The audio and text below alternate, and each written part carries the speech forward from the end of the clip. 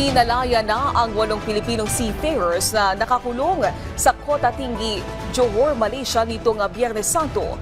Hinuli ang mga Pinoy kasama ang ilan pang Indian crew members ng MT Krishna 1 noong Abril 11 matapos umanong lumabag sa immigration laws ng Malaysia dahil sa kawalan ng pasaporte at iba pang dokumento. Ayon sa Department of Migrant Workers, inilabas ng Prosecutor's Office ang desisyon matapos ang welfare visit ng mga kinatawan ng pamahalaan. Sinabi ni DMW Secretary Attorney Hans Leo Capdac, ang hakbang na ito ay alisunod sa direktiba ni Pangulong Ferdinand R. Marcos Jr. na tiyakin ang karapatan at kapakanan ng overseas Filipino workers, lalo na sa mga panahong nangangailangan sila ng agarang tulong. Bukod sa legal assistance, mag-aabot din ng tulong pangkabuhayan sa mga marinong pinalaya. Nakipag-ugnayan na rin ang pamahalaan sa mga licensed manning agency ng mga tripulante.